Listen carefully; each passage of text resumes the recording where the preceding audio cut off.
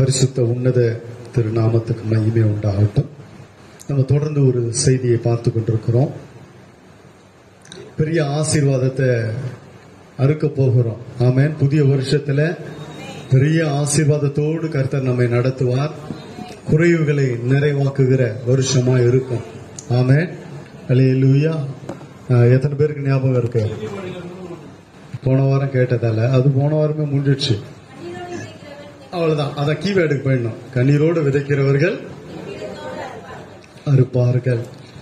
விதைக்கிறவர்கள் அறுப்பார்கள். விதைக்காதவர்கள் அங்க போடல வானா, அவங்க கதை நம்மளுக்கு வானா. போடாதவங்கள நம்ம பேச தேவையில்லை. இல்ல, விதைக்கிறவங்களுக்கு அறுவடை உண்டு. விதைக்காதவங்களுக்கு பத்தி நம்மளுக்கு தேவையில்லை. அதுலயே அதுதான அர்த்தம். விதைக்காதவங்க அறுக்க முடியாதுன்றது அர்த்தம் ஆயிடுச்சு. கண்ணீரோடு வசனம் எடுத்து வாசிப்போம். சங்கீதம் 126:5. கண்ணீரோடு விதைக்கிறவர்கள் கம்பீரத்தோடு அறுப்பார்கள். அடுத்த வசனம். அள்ளி தூவும் விதையை சுமக்கிறவன் அழுது கொண்டு போகிறான், ஆனாலும் தான் அறுத்த அரிகளை சுமந்து கொண்டு கம்பீரத்தோடு திரும்பி வருவான். கம்பீரத்தோடு திரும்பி வரும்படி கர்த்தர் உதவி செய்வார். ஹல்லேலூயா. எங்கெங்க நம்ம ஒண்ணுமில்லாம சுத்திட்டு இருந்தோமோ, எங்கெங்க நம்ம குறைவில அலைந்து திரிந்து கொண்டிருந்தோமோ, அதே இடத்துல எல்லாம் கம்பீரத்தோடு வரும்படி கர்த்தர் உதவி செய்வார். ஆமென். ஹல்லேலூயா. கண்ணீரோடு விதைக்கிறவர்கள் கம்பீரத்தோடு அறுப்பார்கள்.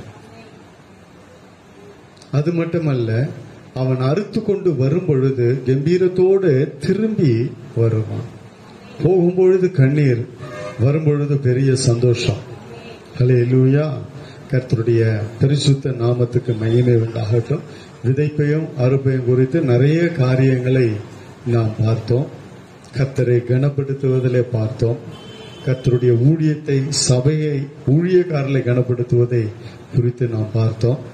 அடுத்து கடைசியா நம்ம இந்த வசனத்துல தான் விட்டோம். ஏசாயா 32:20. மாடுகளையும் கழுதைகளையும் நடத்தி கொண்டு போய் நீர்வளம் பொருந்திய இடங்களில் எல்லாம், நீர்வளம் பொருந்திய இடங்களில் எல்லாம் விதை விதைக்கிற நீங்கள் பாக்கியவான்கள். விதைக்கிறவங்களை சொல்லுது பாக்கியவான்ட்டு. நீர்வளம் பொருந்திய இடம். ஹல்லேலூயா. நீர்வளம் பொருந்திய இடத்துல எல்லாம் தெரியுது அவங்களுக்கு, இது நல்ல செழிப்பான இடம், நல்ல தண்ணி இருக்கு.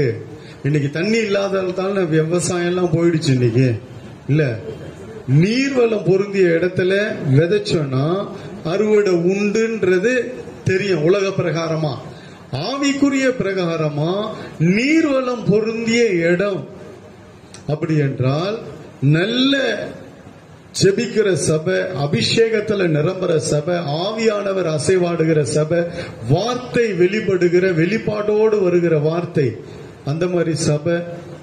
இப்படி நீர்வளம் பொருந்திய இடத்துல நம்ம விதைக்கும் பொழுது கர்த்தர் பெரிய ஆசீர்வாதத்தை கொடுக்கும். நீர்வளம் தெரியுது, நல்ல நீர்வளம் பொருந்திய இடம் தெரியுது. தெரிஞ்சோம் நம்ம விதைக்கலன்னு அறுவடை இல்லை. எல்லா காரியமும் இருக்கு, ஆனா நம்ம விதைக்கும் பொழுதுதான் பெரிய அறுவடை. நான் போன வாரத்துல இது குறித்து சொன்னேன். ஒவ்வொரு பாகமா நீங்க கேட்டீங்கன்னா உங்களுக்கு பெரிய ஆசீர்வாதம். இந்த செய்தி முடிஞ்சா கூட மறுபடியும் அது யூடியூப்ல இருக்கு, நீங்க போட்டு அந்த செய்தியை கேளுங்க. கேட்க கேட்க நான் இப்படிதான் நான் கேட்கும் பொழுது மறுபடியும் கேட்கும் பொழுது ஒரு புது ஆசீர்வாதத்தையும் அபிஷேகத்தையும் நான் பெற்றுக் கொண்டிருக்கிறேன். ஹல்லேலூயா. இது என்னுடைய செய்தி 3 பாகம் வந்திருக்கு, இது 4வது பாகம். அதனால அந்த செய்தியெல்லாம் கேளுங்க. எந்த இடத்துல நம்ம தவற விட்டோம், நம்ம ஏன் இன்னும் இந்த சூழ்நிலையில் இருக்கிறோம், ஏன் ஒரு உயர்ந்த ஸ்தானத்துக்கு போல, ஏன் ஒரு செழிப்பை நோக்கி நம்முடைய வாழ்க்கை குடும்பம் போகல அப்படின்றத நல்லா விளங்கும்படி கர்த்தருடைய வார்த்தை வந்திருக்கிறது.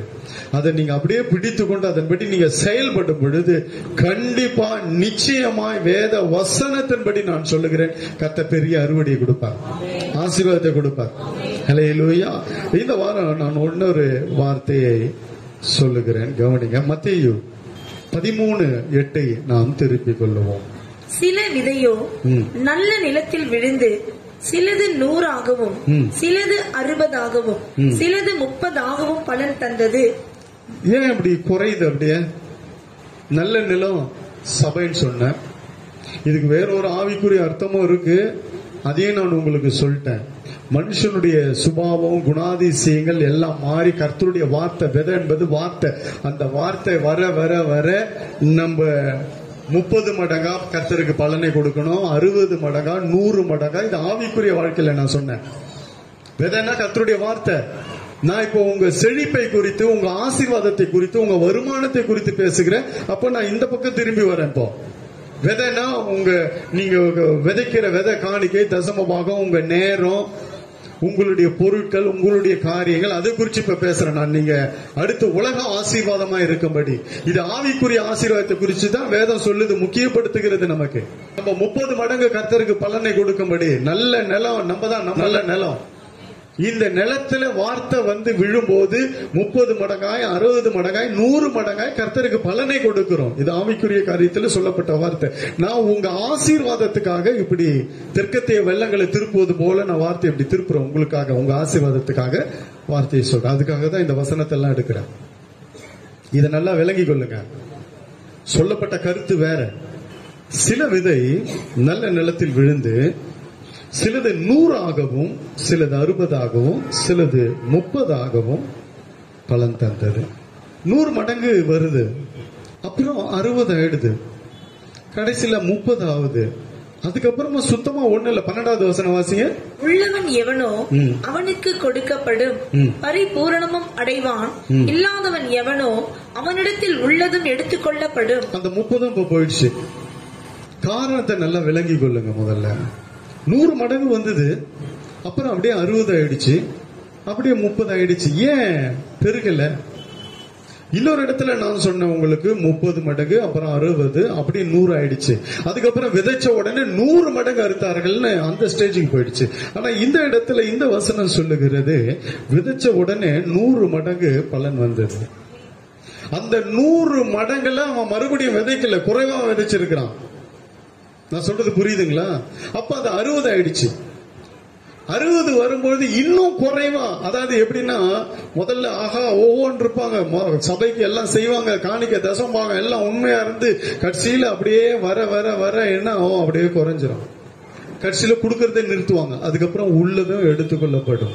100 மடங்கு வரும் பொழுது அந்த 100 மடங்குக்கு உண்டானதை கொடுக்காத பொழுது 60 மடங்குக்கு தள்ளப்படுகிறார்கள். 60 மடங்கு வரும் பொழுது அந்த 60 மடங்குக்குரியத தசம பாகம்ன்றது சொல்லப்பட்டிருக்கு, 10ல் 1 பாகம் அந்த மாதிரி சொல்லப்பட்டிருக்கிறது. இப்ப அதை வந்து குறைக்கும் பொழுது, அளவை குறைக்கும் பொழுது அது என்ன பண்ணுது? 60 மடங்கு வரும் பொழுது அந்த 60 மடங்குக்கு உண்டானதை விதைக்காம, அதுல இருந்து எடுத்து விதைக்காம, கடைசியில குறையும் பொழுது 30 மடங்குக்கு போயிடுது. 30 மடங்கு வரும்போது அப்பவும் அந்த 30 மடங்குக்கு உண்டானதை குறைக்காம அந்த குறைச்சி விதைக்கிறதால கடைசியில இல்லாதவனிடத்துல இருக்கிற அந்த கொஞ்சத்தையும் எடுத்துக்கொள்ளப்படும். கடைசியில அவங்க ஒன்றும் இல்லாத சூழ்நிலையில வந்து நிக்கிறாங்க. சத்தியத்தை நல்லா உணர்ந்து கொள்ளுங்க. உள்ளவன் எவனோ அவன் பரிபூர்ணம் அடைவான் வேதம் சொல்லுது. 12வது வசனம் வாசிங்க. உள்ளவன் எவனோ அவனுக்கு கொடுக்கப்படும், பரிபூர்ணமும் அடைவான். மறுபடியும் கொடுத்துட்டே இருப்பார். ஏன்னா அவன் விதைச்சிட்டே இருக்கிறான், தேவ ராஜ்யத்துல விதைத்துக் கொண்டே இருக்கிறான். அவன் விதைத்துக் கொண்டே இருக்கிறான். உள்ளவன் எவனோ அவனுக்கு கொடுத்து கொண்டே இருக்கிறார், விதைக்கிறவனுக்கு கொடுத்து கொண்டே இருக்கிறார். இப்ப வர்றதுல அப்படியே நீ கொஞ்சம் கம்மி பண்ண, சுருக்கணும்னா அதுக்கேத்த பலன், இன்னும் சுருக்கணினா அதுக்கேத்த பலன், இன்னும் சுருக்கணினா கட்சியில ஒண்ணு இல்லாம போயிடும். இதுதான் சத்தியம். இன்னைக்கு நிறைய பேர் அந்த மாதிரி ஆசீர்வாதத்தை இழந்து ஒண்ணு இல்லாம நிக்கிறவங்க நிறைய பேர் இருக்கிறாங்க. இன்னைக்கு இந்த சத்தியத்தை நல்லா விளங்கி கொள்ள வேணும். ஏன் குறையுது? மேல மேல பெருகணுமே. ஏன் 30 60 போனோம், 60 100 போனோம். இன்னைக்கு 100ல இருந்து 60 வந்து 30 வந்து கட்சியில இன்னைக்கு ஒண்ணு இல்ல. அதுக்கு காரணத்தை நான் சொல்லுகிறேன் வசனத்தை கொண்டு. ஓஹோன்னு இருந்தோம் ஒரு காலத்துல, ஆனா இன்னைக்கு ஒண்ணும் இல்லையே. அதுக்கு காரணம் என்ன? கர்த்தருடைய பரிசுத்த நாமத்துக்கு மகிமை உண்டாகட்டும். ஏன்னா விதைக்கிறவனுக்கு கர்த்தர் கொடுத்து கொண்டே இருக்கிறார். அந்த 12வது வசனத்துல சொன்னதன்படியே கர்த்தர் அப்படியே கர்த்தர் நடத்துகிறார். அல்லேலூயா. அந்த வசனத்தை மறுபடியும் வாசிங்க. உள்ளவன் எவனோ அவனுக்கு கொடுக்கப்படும். பரிபூரணம் எங்க இருக்குன்னு பாருங்க. இருக்கிறவன் கிட்ட தாங்க இருக்கு, விதைக்கிறவன் கிட்ட தான் இருக்குது. 100 மடங்கு வந்தா அந்த 100 மடங்குக்கு உண்டானதுல இருந்து எடுத்து விதைக்கிறான் பாருங்க, அவன் பரிபூர்ணம் அடைந்து கொண்டே போவான். உள்ளவன் எவனோ அவனுக்கு கொடுத்து கொண்டே இருப்பார் கர்த்தர். அல்லேலூயா. எப்போ நம்ம அதுல சுருக்குறோமோ, வர்றதுல கம்மி பண்றோமோ, குறைக்கிறோமோ, அப்ப அதே அளவு கர்த்தர் குறைக்கிறார். திருப்பி எவ்வளவு வர்றதை வச்சு இன்னும் குறைக்கிறோமோ, எவ்வளவு சுருக்குறோமோ அதை இன்னும் கர்த்தர் சுருப்பார். கடைசியில என்ன ஆகுதுன்னா, இதுக்கு மேல உனக்கு கொடுத்து வேஸ்ட் பா, நீ விதைக்கிறது இல்ல, உனக்கு எதுக்கு, இருக்கிறவங்கிட்ட புடுங்கி தூக்கி கொடுத்துருவார். இல்லாதவனிடத்தில் உள்ளதும் எடுத்துக்கொள்ளப்படும், இருக்கிறவனிடத்துல இன்னும் கொடுத்து கொண்டே இருப்பார். அவன் பரிபூர்ணத்தை நோக்கி நடத்துவார். அளவுலாம் நம்மளுக்கு நல்லா தெரியும். என்ன அளவு, என்ன தசமபாகம், என்ன முன்குறிக்கப்பட்டிருக்கிறது, காணிக்கை என்ன முன்குறிக்கப்பட்டிருக்கிறது நல்லா தெரியும் நம்மளுக்கு எல்லாம். ஏன் இன்னைக்கு ஜனங்க தடுமா இருக்கிறார்கள்? ஏன் இன்னைக்கு ஜனங்க குறைவிலே இருக்கிறாங்க? 50 ரூபாய் வந்தா 100 ரூபாய் செலவு வருது. ஏன் வருது? ஏன் இன்னைக்கு கடன் சூழ்நிலை, வட்டி மேல வட்டி இன்னைக்கு அப்படியே தான் இருக்கு, மாறல. எவ்வளவு வந்தாலும் பத்தல, எவ்வளவு வந்தாலும் பெருகல. அதே சம்பளத்துல தான் இருக்கிறோம், அதே ஸ்டேஜ்ல தான் இருக்கிறோம், இன்னும் மாறல. 10 வருஷமா அதே ஒரே சம்பளம் தான், ஒரே வருமானம் தான், கொஞ்சம் ஏறல. அதுக்கு காரணத்தை நான் சொல்றேன், கவனிங்க. இதெல்லாம் கொஞ்சம் கேட்கறதுக்கு கஷ்டமா இருக்கும். அதை ஏற்றுக்கொண்டோம் அப்படின்னா அது பெரிய ஆசீர்வாதம். ஏன்னா நான் சொல்லிட்டேன் ஆண்டவர்கிட்ட, ஆண்டவரே நான் வெக்கவும் பட மாட்டேன், கூச்சப்பட மாட்டேன், எல்லாத்தையும் நான் சொல்லிடுறேன் நீங்க சொன்னதெல்லாம். அதுக்கப்புறம் நீங்க பாத்துங்க. அவர் அதான் சொல்லிட்டாருப்பா, நீ சொல்ல வேண்டியதை சொல்லுப்பா, அதுக்கப்புறம் நானும் என் ஜனங்களை நானும் அதை பாத்துக்கிறேன், எனக்கு அவங்களுக்கு தான். அதுக்கப்புறம் நீ விட்டுடு, நீ சொல்லிட்டு மட்டும் அந்த சத்தியத்தை அவங்க விலகி கொள்ளட்டும். என் ஜனங்க ஒண்ணும் இல்லாம இருக்கிறாங்க, நாங்க அவங்களை ஆசீர்வதிக்கணும். இந்த சத்தியத்தை நீ விலக்கி சொல்லிட்டீன்னா அதுக்கப்புறம் அது நல்ல நிலம், அதுல நிலத்துல நீ போடு விதைய, அது முளை தெழும்போம். இந்த சத்தியம் எல்லாம் நிறைய தெரியறது இல்ல, அதனாலதான் அப்படியே இருக்கிறாங்க. நீ சொல்லிட்டு அதுக்கப்புறம் நான் பாத்துக்கிறேன்றாரு. ஒரு காலத்துல நல்லா சம்பாரிச்சுன்னு, நல்ல வருமானம், ஏன் இன்னைக்கு குறைபட்டுச்சு? அந்த வருமானம் குறைஞ்சிடுச்சு. இன்னைக்கு நல்ல வருமானம் வரும் பொழுது ஜாக்கிரதையா அதை ஹேண்டில் பண்ணணும். கர்த்தருடைய ஆவிக்குரிய காரியத்துல அதை ஹேண்டில் பண்ணல, அதை தவற விட்டுட்டோம்னா கொஞ்சம் கொஞ்சமா குறைய ஆரம்பிக்கும். எனக்கு நல்லா தெரிஞ்ச ஒரு நபரே இருக்கிறார் இந்த விஷயத்துல. 50,000 ரூபாய் 55,000 ரூபாய் சம்பளம் வாங்கிட்டு இருந்தவர். கரெக்டா போட்டு எடுத்து வச்சிருவார். என்கிட்டயே சொல்லுவார், 5,000 ரூபாய் அதை நான் தொடவே மாட்டேன், 50,000 ரூபாய் சம்பளம் வாங்கி அப்படியே 5,000 ரூபாய் எடுத்து வச்சிருவேன். அவருக்கு அளவு தெரிஞ்சது, நல்லா கரெக்டா இருந்தாரு. 55,000 ரூபாய் சம்பளம், அதுல பிடிப்பெல்லாம் போவோம். 50,000 ரூபாய் வாங்குவேன், 5,000 ரூபாய் நான் எடுத்து வச்சுட்டு 45,000 செலவு பண்ணின்னு இருந்தேன்.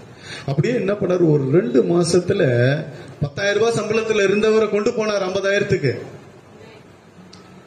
அந்த 50,000த்துல 5,000 எடுத்து வச்சார் பாருங்க, கர்த்தர் ஆசீர்வதிச்சார். அதுக்கப்புறம் என்ன பண்ணார், குடும்ப சூழ்நிலை அது இது என்ன பண்ணார், 5,000 குறைச்சு 4,000 ஆக்குனாரு, அப்புறம் 3,000 ஆக்குனாரு, 1,000 ரூபாய் ஆக்குனாரு. அதுக்கு ஏத்த மாதிரி அங்க வேலை போயிடுச்சு. அதுக்கப்புறம் வேற வேலை தேடினாரு. அதை விட சம்பளம் கம்மியா இருந்தா வாடா, இல்லைன்னா வராதன்ட்டான். 25,000 தான் கொடுப்பேன்னா. அதுக்கப்புறம் திருப்பி அந்த கம்பெனியை மூடி கட்சியில 10,000க்கு போய் இப்ப வேலையே இல்ல. அதுக்கப்புறம் என்ன ஆச்சுன்னு தெரியல, அந்த ஆள் நான் பாக்கல. இதெல்லாம் நல்லா விளங்கி கொள்ள வேணாம். எதனால இந்த மாதிரி ஆகுது? ஏன் இருக்கிற வருமானம் அப்படியே கொஞ்சம் கொஞ்சமா குறையுது? கர்த்தர் நல்லா தானே ஆசீர்வதிச்சாரு.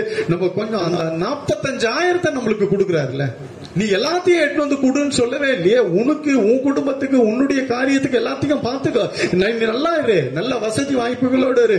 ஆனா அதுல அந்த ஒரு சின்ன ஒரு பாகத்தை நம்ம பிடிக்கிறோம் பாருங்க, அங்கதான் இழக்கிறோம்ன்றது தெரியல. அந்த சின்னதுதான் நம்ம கண்ணுக்கு தெரியும். எவ்வளவு பெரிய ஆசீர்வாதத்தை இழக்கிறன்றத பிசாசு அங்கதான் மறைக்கிறான். அங்கதான் கண்ணு குருடாகுது நம்மளுக்கு. அந்த சின்னது மேலேயே நம்மள கண்ணு போட வைப்பான். இவ்வளவு பெருசா கொடுக்கறத அதை பார்க்க விட மாட்டான். 5,000 அப்ப சம்பளம் ஏறினா 1 லட்சம் வந்தா 10,000 கொடுக்கணுமா? அங்கதான் நம்முடைய வாழ்க்கையின் தரம் அடிபடுகிறது. இந்த 100 60 ஆனதுக்கு காரணம் அதுதான். இந்த 60 அப்படியே 30 ஆனதுக்கு காரணம் அதுதான். ஏன் இந்த மாதிரி ஆச்சு? கடைசியில ஒண்ணு இல்லாம போயிட்டாங்க. உள்ளதையும் எடுத்துக்கொள்ளப்படுகிற சூழ்நிலை கொடுத்தவன் பெருகி கொண்டே பரிபூர்ண அடையிறான். அவன் உள்ளவன் எவனோ அவனுக்கு கொடுக்கப்படும். கர்த்தர் கொடுத்துட்டே இருக்கிறாரு. அவன் பரிபூர்ணம் அடைந்து கொண்டே இருக்கிறான். அவன் மேல மேல டாப்ல போயிட்டே இருக்கிறான். காரணம் என்ன? இதை ஒரு சின்ன அமௌண்ட் நான் பார்க்க மாட்டேன், இது கர்த்தருது, இதை நான் தொட மாட்டேன்னு சொல்லி இதுல கைய வச்சா பெருசில் போயிடும், பெரிய அமௌண்ட் போயிடும் அப்படின்னு சொல்லி அவனுக்கு நல்லா தெரியும். தெரிஞ்சதெல்லாம் அவன் என்ன பண்ணா கொடுத்துட்டே இருக்கிறான்.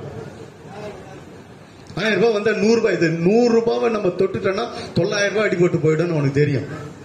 இன்னைக்கு அப்படியே வருமானம் குறையுது. அப்படியே வந்தாலும் அதே வருமானத்துல 1008 செலவு வருது. ரெண்டாவது அந்த வருமானம் ஏறல, அப்படியே தான் நிக்குது. மேல மேல மேல போனாங்க, அப்படியே போயிட்டே இருக்குனாங்க. அல்லேலூயா. இன்னைக்கு நல்லா தெரியும் என் வாழ்க்கை, என் குடும்பம் ஒரு நேரத்துல எவ்வளவு கஷ்டப்பட்டு நீ படிப்படியா கர்த்தர் கொண்டு வருகிறார்.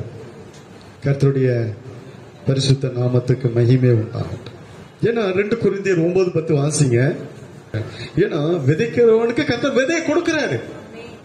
நீ விதைக்கிறேன்னு தெரிஞ்சிச்சுன்னா உனக்கு விதையை கொடுத்துட்டே இருப்பாரு. விதைக்காதவனுக்கு விதை தேவையில்லை. அவன் ஏன் விதைக்க போறான்? விதைக்க உனக்கு ஒரு யூஸ் இல்லைன்னா உனக்கு எதுக்குன்றார். இப்போ ஒரு இடத்துல அப்படிதான் வேலை செய்யலன்னு சொல்லி ஒரு வேலையும் செய்யல, உனக்கு இவ்வளவு பெரிய போஸ்டிங் கொடுத்து என்ன பிரயோஜனம்? வானாப்பா நீ போப்பான்னு அனுப்பிச்சிட்டாங்க, அவங்களே அனுப்பிச்சிட்டாங்க கம்பெனில. அந்த வசனத்தை எடுங்க. 2 கொரிந்தியர் 9வது அதிகாரம் 10வது வசனத்தை நாம் திருப்பிக் கொள்வோம்.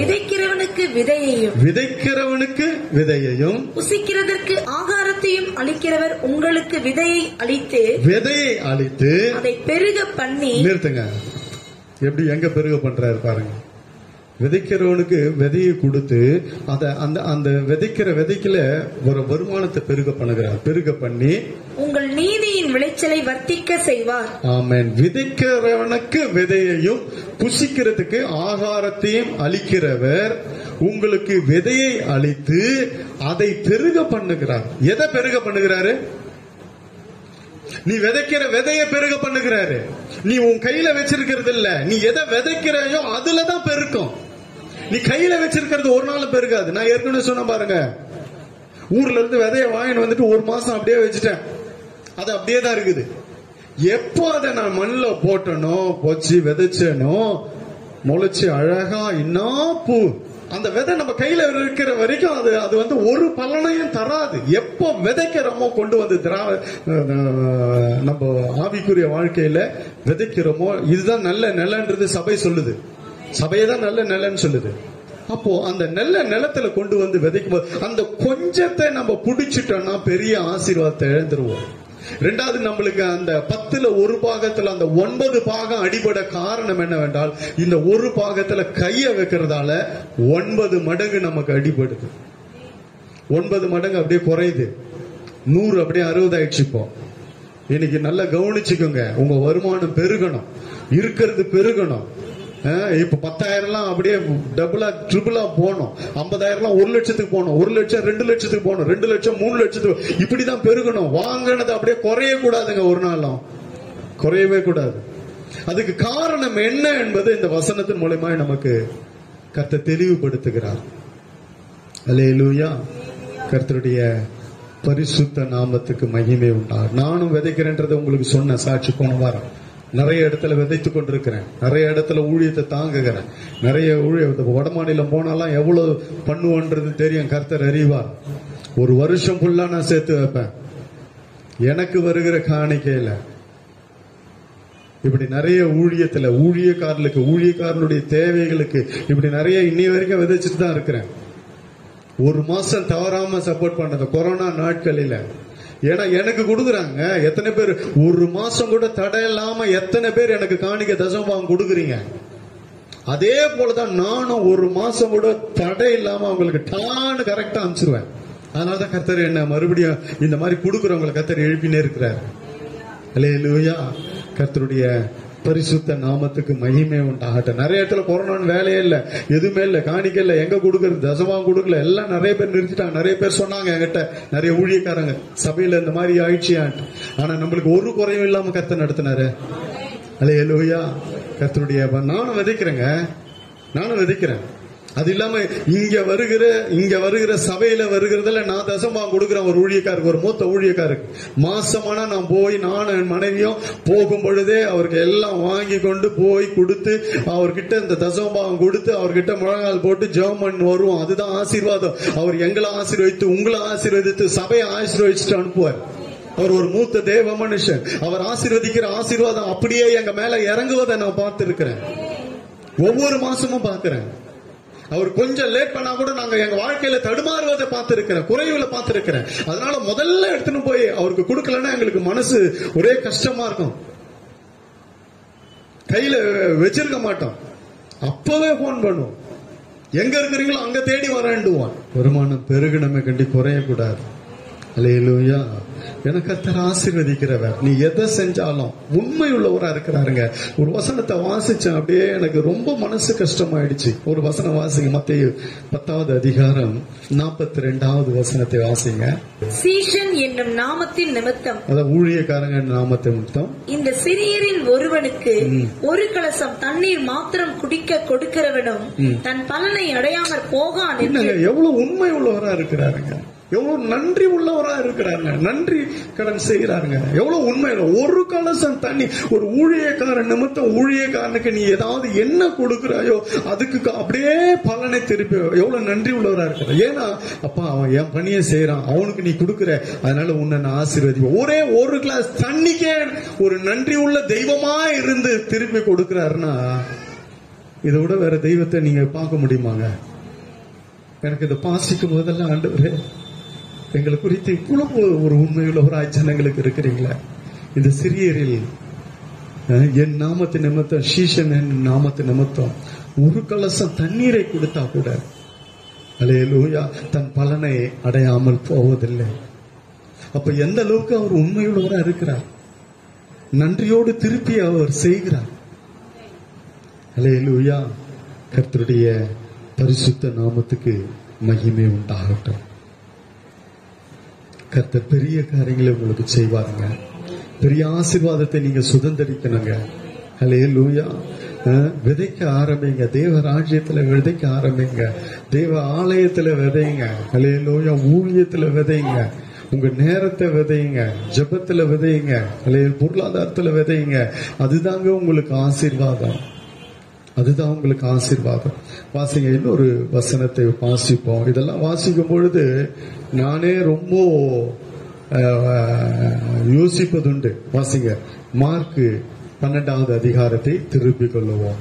41 வாசிங்க. இயேசு காணிக்கை பெட்டிக்கு எதிராக உட்கார்ந்து ஜனங்கள் காணிக்கை பெட்டியில் பணம் போடுகிறதை பார்த்து கொண்டிருந்தார்.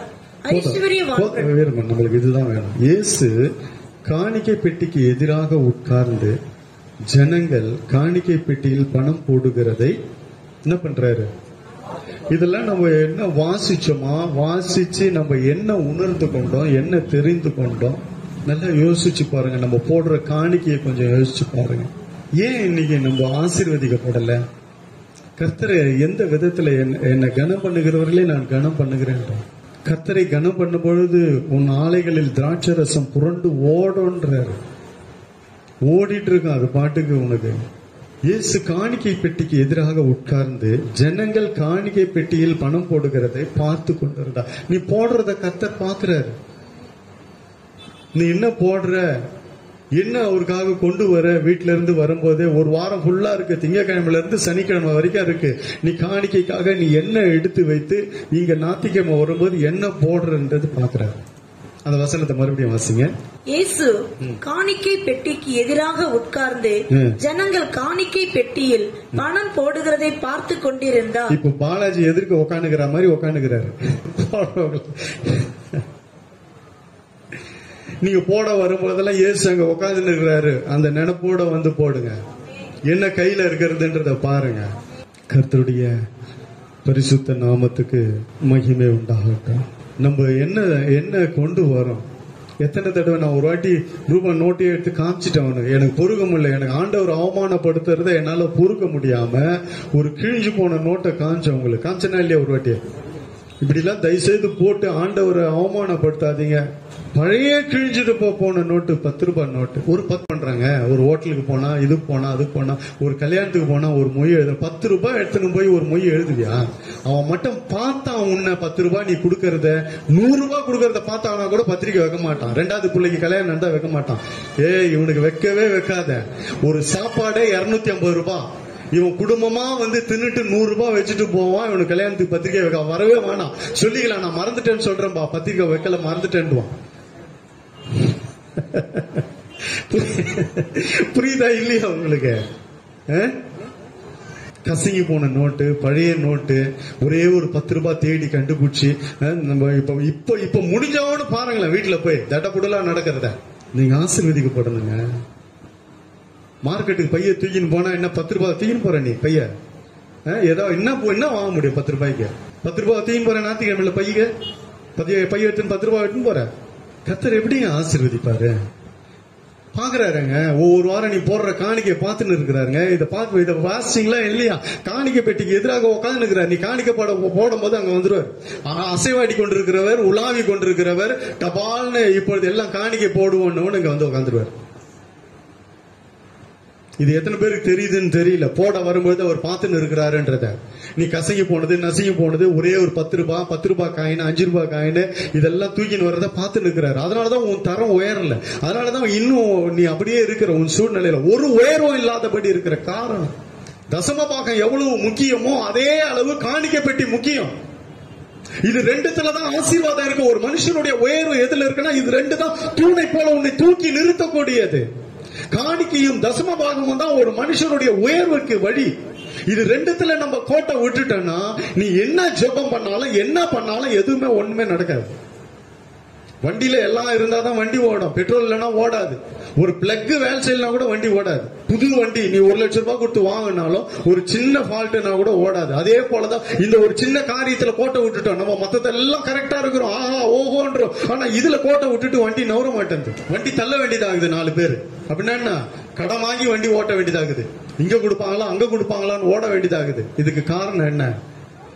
வண்டி நல்ல 50,000 வண்டி இருக்குது. எங்க ஓட்டன்னு பார்த்து அதை சரி பண்ணி ஓட்டின்னு போவாம நீ 4 பேரை வச்சு தள்ளின்னு போறியா? 4 பேர் தானே உன் வாழ்க்கையை தள்ளுறாங்க.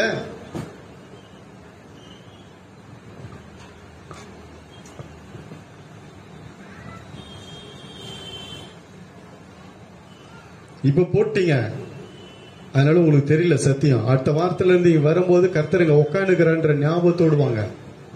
இல்லையா நீ அங்கேயே உட்காந்துரு. உன்னை வந்து பார்க்க வேணாம், அவர் அப்படியே உட்காந்துக்காரு. வராத முன்னாடி. ஏன்னா முன்னாடி அவர் பாக்குறாரு. எப்போ உன் தரம் மாறுறது, உன் வாழ்க்கை எப்போ மாறுறது, நீ எப்போ ஆசீர்வதிக்கப்படுறது? இந்த சின்ன சத்தியம் இதை நம்ம நிறைவேற்றபடி பிசாசு இன்னைக்கு உங்களை குருடாக்கி வச்சு உங்களை அதே பழைய வாழ்க்கையில வச்சிருக்க காரணம் என்ன தெரியுமா? இந்த சத்தியம் விலகாதபடியால. காணிக்கையின் தசம பாகம் ஒரு சபைக்கு எவ்வளவு முக்கியம், ஒரு மனுஷனுடைய உயர்வுக்கு எவ்வளவு முக்கியம் என்பது தெரியல. ஒரு பெருக்கம் அதுலதான் இருக்கிறது என்பது தெரியல. அல்லேலூயா. கர்த்தருடைய பரிசுத்த நாமத்துக்கு மகிமை உண்டாகட்டும்.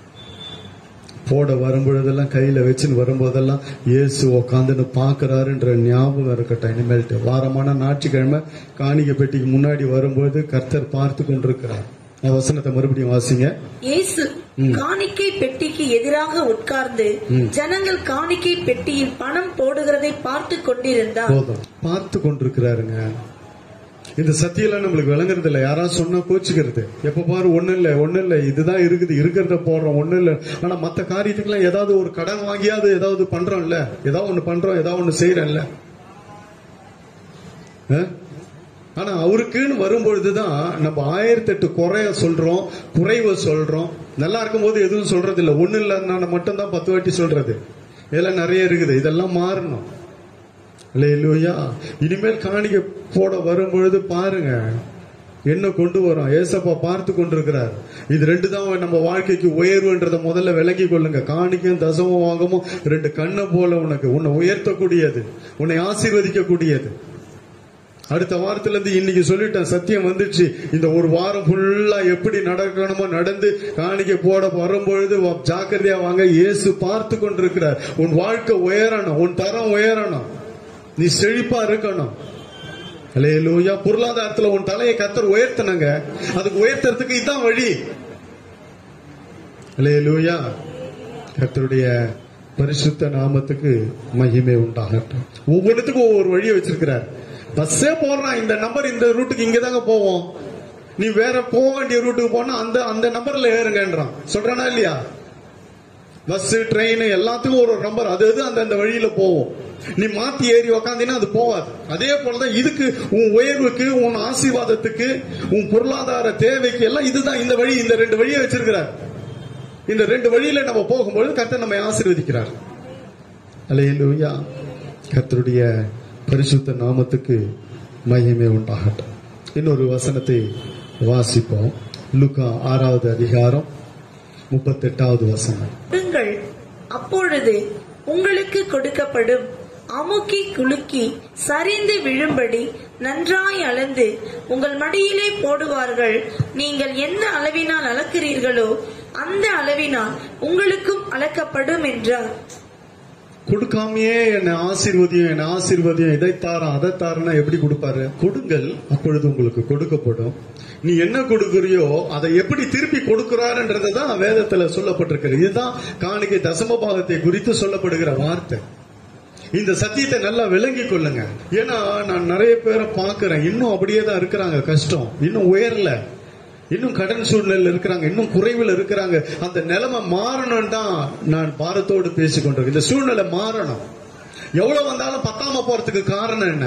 எத்தனை லட்சங்கள் வந்தாலும் போதில்லையே. இன்னைக்கு அந்த வரும்பொழுது கொண்டு வந்து அதை கொடுத்தாதான் ஆசீர்வாதம்ன்றத விளங்கல.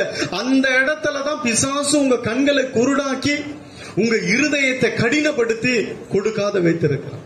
பணம் வரும்பொழுது அதுல இருந்து பணம் வந்திருக்குது, இன்னைக்கு கர்த்தர் கொடுத்திருக்கிறாரு, அதனால இதுல இருந்து ஒரு பாகத்தை கொண்டு போய் தசமபாகம் கொடுப்போம், காணிக்க போடுவோம்னு சொல்லி எப்போ அதை பிரிக்கிறியோ அதுதான் பெருக்கம். அங்கதான் ஆசீர்வாதத்தை கர்த்தர் கொடுக்கிறார். அல்லேலூயா. கொடுங்கள், அப்பொழுது உங்களுக்கு கொடுக்கப்படும். கொடுக்காதவங்களுக்கு இல்ல. விதைக்கிறவங்களுக்கு தான் விதையை கர்த்தர் கொடுத்துன்னே இருப்பார். இவன் விதைக்கிறான்பா, விதையை கொடு, விதையை கொடு, தெரியும் நல்லா விதைக்கிறான். அந்த ஒண்ணுதான் 30 ஆச்சு. நான் ஏற்கனவே ஆவிக்குரிய அர்த்தத்துல சொல்லிட்டேன். அவர் விதை வார்த்தைக்கு நம்ம பலனை கொடுக்கறது. இது உலக பிரகாரமா நான் உங்க ஆசீர்வாதத்துக்காக சொல்றேன். அந்த ஒன்னே ஒண்ணுதான் 30 மடங்குக்கு போச்சு. அந்த ஒன்னே ஒண்ணுதான் 60 மடங்கு. ஒண்ணுதான், அந்த ஒன்னே ஒண்ணுதான். அந்த வசனத்தை எடுத்தவங்க வாசிங்க. லூக்கா 8:8 வாசிங்க. சில விதை நல்ல நிலத்தில் விழுந்தது, அது முளைத்து 1 100ஆக பலன் கொடுத்தது என்றார். 1 100ஆக பலன் கொடுத்தது. அது எப்போ கொடுத்ததுன்னா அது 30, 60, 100 மாறி. மார்க் 4:8 வாசிங்க. சில விதை நல்ல நிலத்தில் விழுந்து ஓங்கி வளர்கிற பயிராகி 1 30. ஒன்னே ஒண்ணு ஓங்கி வளர்கிற பயிராகி. எப்பனா அது நல்ல நிலத்துல விழும் பொழுதுதான். நல்ல நிலம் என்பது சபை ஊழியங்கள். நல்ல நிலத்தில் விழுந்து ஓங்கி வளர்கிற பயிராகி. ஓங்கி வளரணும் அப்படின்னா நீ வளர்ந்து கொண்டே இருக்கணும். உன் தரம் வளரணும், உன் ஆசீர்வாதம் வளரணும்னா இதுதான் விதைக்கும் பொழுது ஓங்கி வளருகிற பயிராகி. 1 30. என்ன சொல்லுது? 1 30. கொஞ்சம் சொல்லல, இல்ல அளவு போடல, ஒன்னே ஒண்ணுதான் சொல்லுது. நீ போடுற அந்த ஒண்ணுதான் சொல்லுது. நீ விதைக்கிற அந்த ஒண்ணுக்கு தான் பலனை சொல்லுது. 1 30, 1 60. அதே ஒண்ணு திருப்பி விதைக்க. அந்த ஒண்ணை விதைச்சினா 30 மடங்குக்கு கர்த்தர் கொண்டு போகிறார். அந்த 30 மடங்குல இருந்து மறுபடியும் அதே ஒண்ணை 60க்கு கொண்டு போகிறார். வாசிங்க. 1 60, 1 100 பலன் தந்தது. அதே ஒண்ணு இப்போ 100 ஆயிடுச்சு. அந்த ஒண்ணுதாங்க. அந்த கொடுக்கப்பட்ட அந்த இதுல ஒரு விதைக்கு உண்மையா இருந்துட்டோம்னா போதும். 10 விதையில ஒரு விதைக்கு நம்ம உண்மையா இருந்துட்டோம். அந்த ஒரு விதையை விதைக்கும் போது அது 30 மடங்கு கொண்டு போகிறது. திருப்பி நம்ம விதைத்து கொண்டே இருக்கும்போது கர்த்தர் பாக்குறாரு. அது அவங்கள தான் 60 மடங்குக்கு கர்த்தர் கொண்டு போகிறாரு. அது அந்த 60 மடங்கு வரும்போது நம்ம விதைக்கிறோம் பாருங்க, அதை பாக்குறாரு. அதை பார்த்துட்டு 100 மடங்குக்கு கொண்டு போகிறாரு. அதுக்கப்புறம் பாத்துறாரு கர்த்தர், இவங்க மிஸ் ஆக மாட்டாங்க. எத்தனை லட்சம் சம்பளம் போனாலும் தசமபாகத்துல உண்மையா இருக்கிறாங்கன்னு சொல்லி விதைச்ச உடனே 100 மடங்கு. அந்த 30, 60 இல்ல, அதான் டாப் மோஸ்ட் ஹை. பரிபூர்ணம் என்பது பரிபூர்ணத்துக்கு கொண்டு போகிறார். அதுக்கப்புறம் ஆண்டவருக்கு தெரியும் இவங்க இதுல கரெக்டா இருக்கிறாங்கன்னு தெரிஞ்சிடுச்சுன்னா அதுக்கப்புறம் விதைச்ச உடனே 100 மடங்கு தான். அந்த 30, 60 எல்லாம் கிடையாது. படிப்படியா இல்ல, அவங்க படிப்படியா வந்துட்டாங்க. இப்ப 100 மடங்கு போயிட்டாங்க. அதனால என்ன பண்ணாங்க, திருப்பி 1 30 இல்ல, விதைச்ச உடனே 100 மடங்கு. அப்படியே டபுள் ட்ரிபிள் அப்படியே போயிட்டே இருக்கும், மல்டிப்ளை ஆயிட்டே இருக்கும். அது இதுலதான் இருக்கு, இந்த ஆசீர்வாதத்துல தான் இருக்கு. இதுதான் நம்மளுக்கு விளங்காதபடி நம்ம என்ன யோசிப்போம், பணத்தை குறிச்சு பேசுறாங்க, இன்னைக்கு இவருக்கு ஏதோ தேவை போல இருக்குது அதான் போடுறாரு, நான் இது வரைக்கும் அந்த மாதிரி யாரையும் வந்து கேட்டதில்லை. அப்படி எனக்கு தேவைன்னா நிறைய பேர் இருக்கிறாங்க, தெரியும். நான் கடன் வாங்கியாவது செலவு பண்றேன். என் தேவைக்கு நான் வந்து இன்னைக்கு இவ்வளவு தேவை அப்படின்னு சொல்லி தசமா கூட இது வரைக்கும் என் வாழ்க்கையில 15 வருஷம் ஆகுது ஊழியத்துக்கு வந்து எங்கேயும் போய் நின்னதே இல்லை. என் தேவைக்கு நான் கடன் தான் வாங்கி இருக்கிறேன். ஊழியத்துக்கு நான் சொல்லி இது வரைக்கும் யாருக்கிட்டையும் கேட்டு வாங்கினதே இல்லை. என் குடும்ப செலவுக்கு, எனக்கு குடும்பத்துக்கு தேவை, எனக்கு அந்த பொருள் தேவை, இந்த பொருள் தேவை, யார்கிட்டயே கேட்டிருக்கேன் நானு. அதோட கடன் கேட்டிருக்கிறேன். கடனாவது வாங்கி திருப்பி கொடுத்துருவேன். இது வரைக்கும் நான் அந்த மாதிரி கை நீட்டினதே இல்லை. கர்த்தர் என்ன அந்த அளவுக்கு கர்த்தர் கிருபையாய் சாட்சியாய் வைத்திருக்கிறார். எத்தனையோ பெரிய பெரிய இடம்லாம் இருக்கு, போய் நின்னா கொடுப்பாங்க, போய் நிக்கிறது இல்ல. ஏன் மனுஷன் கொடுக்கணும்? கர்த்தர் கொடுக்கட்டும்.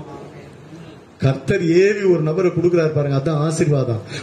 நீ கொடுக்கறனா எத்தனை பேர் இருக்கிறாங்க, எவ்வளவு பேர் வேணாலும் வச்சு கொடுக்க வைக்கலாங்க.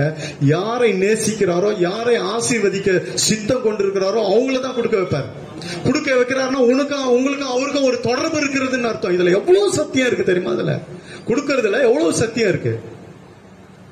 உனக்கும் அவருக்கும் தொடர்பு இருக்கிறதால தான் உன்னோட இடைப்படுகிறார். எப்ப அந்த ஊழியத்தை தாங்கு, இதுக்கு கொடு, அதுக்கு கொடுன்னு சொல்றாரு பாருங்க. அப்ப உனக்கும் அவருக்கும் நல்ல தொடர்பு இருக்கிறதுன்னு அர்த்தம். எத்தனை ஆயிரம் ஜனங்க இருக்கிறாங்க, அவங்கள வச்சு கூட கொடுத்துட்டு போலாங்க. ஆனா உன்னை வைத்து கொடுக்க வைக்கிறாருன்னா அவருக்கு தெரியும் யாரை ஆசீர்வதிக்கணும், யாரை நேசிக்கிறாரோ அவங்கள தான் கொடுக்க வைப்பார். எல்லாரையும் கொடுக்க வைக்க மாட்டார். எல்லாரும் கொடுக்க முடியாது. அல்லேலூயா. கர்த்தருடைய பரிசுத்த நாமத்துக்கு மகிமை உண்டாகட்டும்.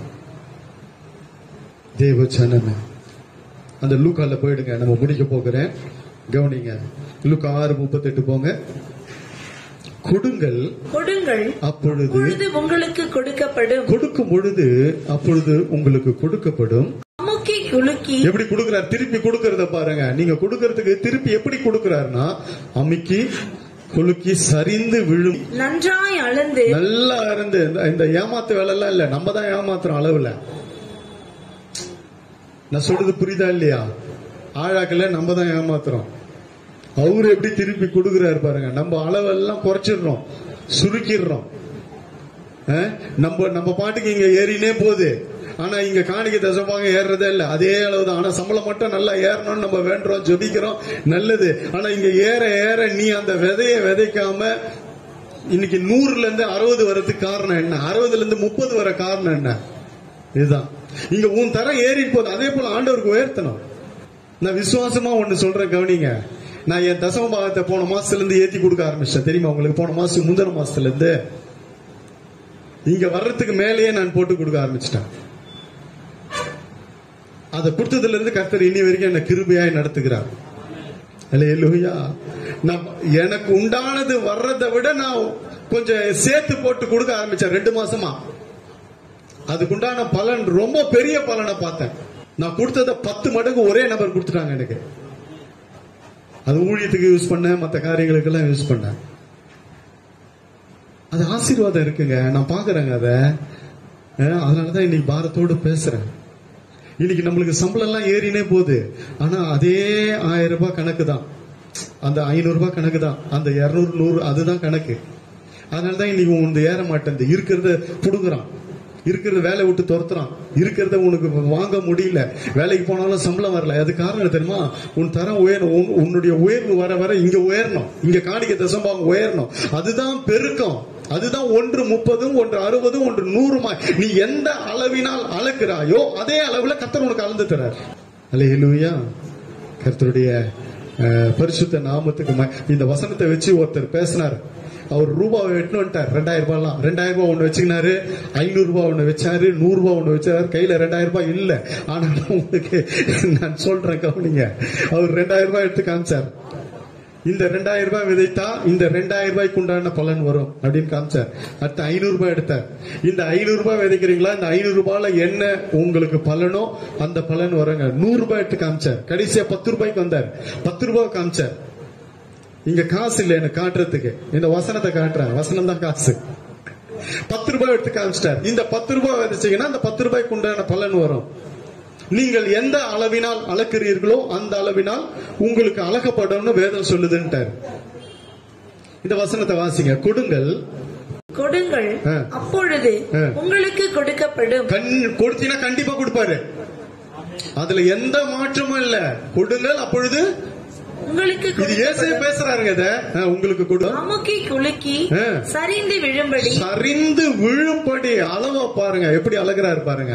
நம்ம அளவுதான் சரியில்லை, கரெக்டா அழகிறது இல்ல ஆண்டவருக்கு. ஆனா அவர் மட்டும் நிறைய கொடுங்கன்றோம். ஆனா நம்ம அளவு சரியில்லை. கள்ளத்தராசு இதெல்லாம் வாசிச்சிருக்கீங்களா? கள்ளத்தராசு அவருக்கு அருவருப்பு. புரியுதா? புரிஞ்சா நீங்க ஆமேன்னு சொல்லலாம். இன்னும் புரியலையாப்போ? அளவு பாத்துங்க. நீங்கள் மடியில திருப்பி போடுறத வாசிங்க. அமுக்கி குலுக்கி சரிந்து விழும்படி நன்றாய் அளந்து உங்கள் மடியிலே போடுவார்கள்.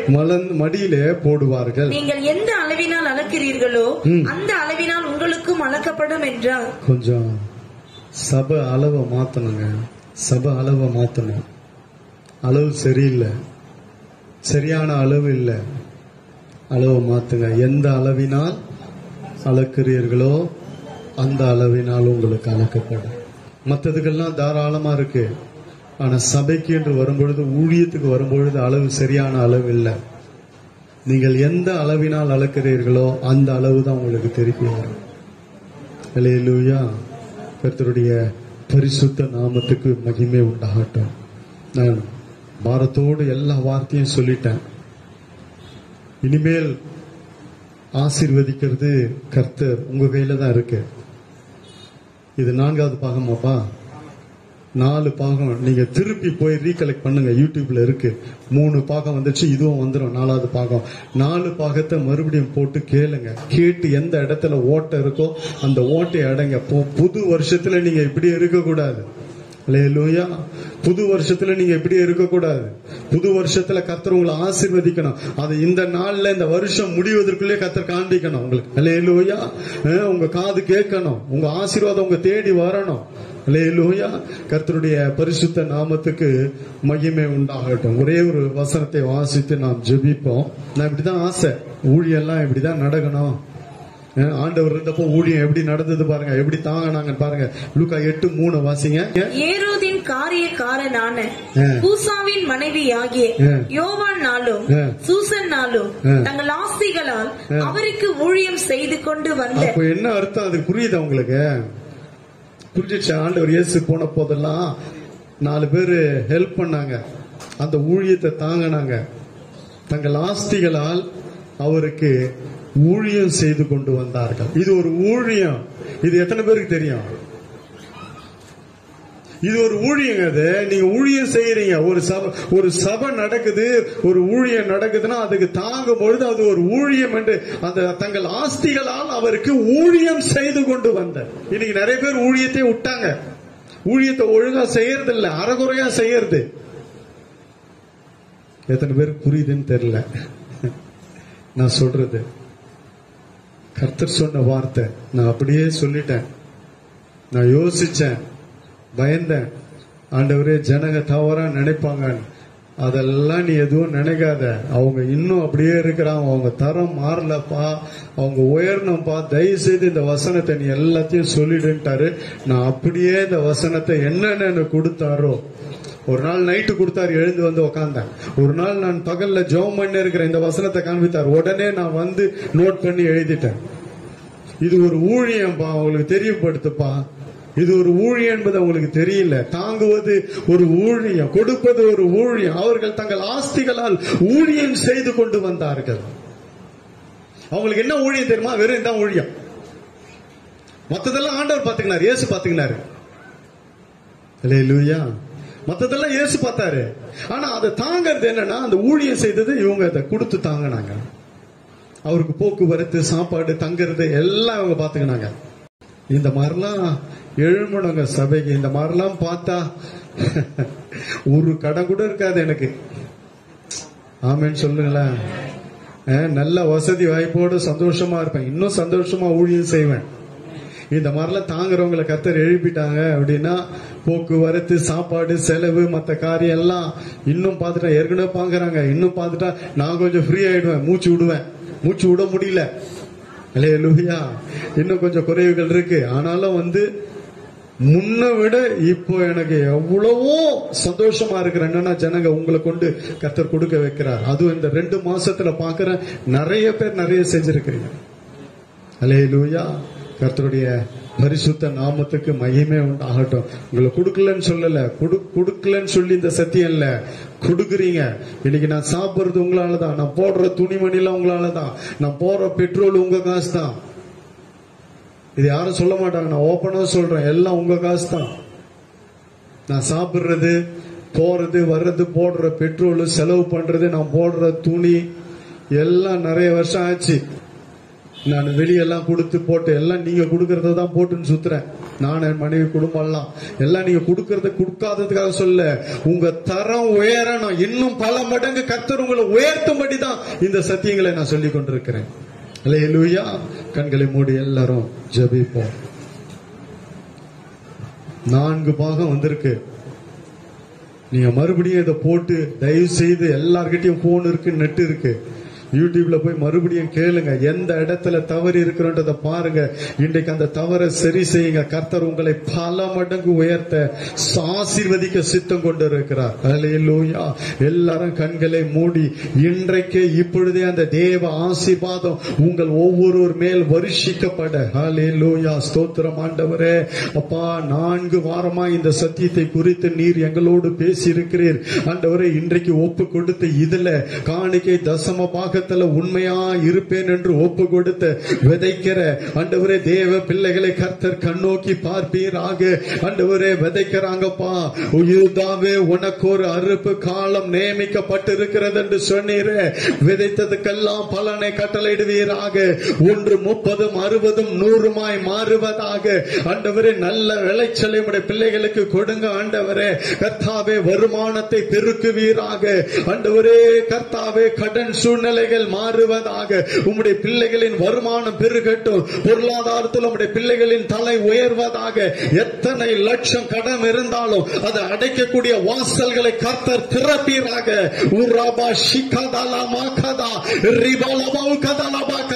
அடுத்த வருஷத்துல ஒருத்தருக்கு கூட கடனே இருக்கக்கூடாது இயேசுவின் நாமத்தில். எல்லா கடன்களை இந்த சத்தியங்கள் முறியடிப்பதாக இயேசுவின் நாமத்தில். இந்த காணிக்கை தசம பாகங்கள் எல்லா கடனை உடைப்பதாக.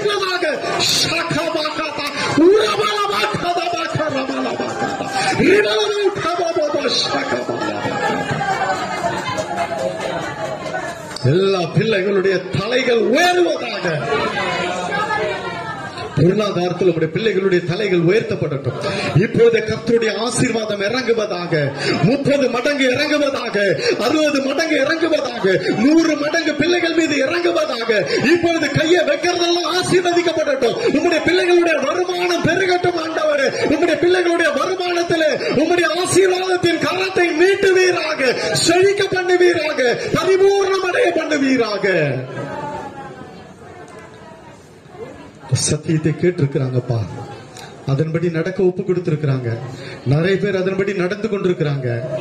அடுத்த வருஷத்துல ஆண்டவரே ஒரு கடன் கூட இருக்க கூடாது. எல்லாம் கொடுக்கிறவங்களா அங்கங்க எனக்கு பேலன்ஸ் தாங்க வர வேண்டியது இருக்கு, நிறைய கொடுத்திருக்கிற இன்னும் வரலங்க காசு அப்படி என்று சொல்லத்தக்கதாக ஆண்டவரே கொடுக்கிறவர்களாய் கர்த்தர் வைப்பீராக. இந்த ஊழியத்தை தாங்குகிறவர்களாய் கர்த்தர் வைப்பீராக. விதைக்கிறவர்களாய் வைப்பீராக. கம்பீரத்தோடு அறுக்கிற ஜனங்களாய் கர்த்தர் வைப்பீராக. ஆண்டவரே, எல்லா ஏழ்மைகள் வறுமைகள் மாறுவதற்காய் நன்றி ராஜா. இந்த சத்தியம் ஆண்டவரே விதைக்கப்பட்டிருக்கிறது. இந்த வார்த்தை ஒவ்வொரு இருதயத்தில விதைத்திருக்கிறது. எல்லாம் முளைத்து எழும்பட்டும். நல்ல நிலத்துல விழுந்திருக்குப்பா. எல்லாம் தேவ ஜனங்க, உம்மால் தெரிந்து கொள்ளப்பட்ட ஜனங்க, உம்மால் அபிஷேகம் பண்ணப்பட்ட ஜனங்க, மந்தையில் இருக்கிற ஜனங்க. இதுதான் நல்ல ஜனங்க ஆண்டவரே. நல்ல நிலம்பா.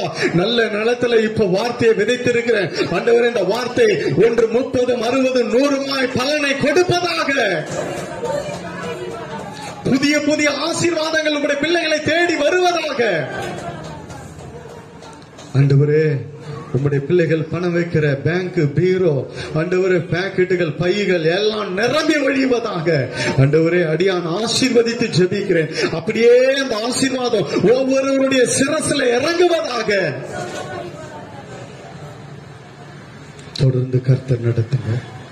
எல்லா துதி கன மகிமை ஒருவருக்கே எடுக்கிறோம். இயேசுவின் மூலம் பிதாவே. ஆமென்.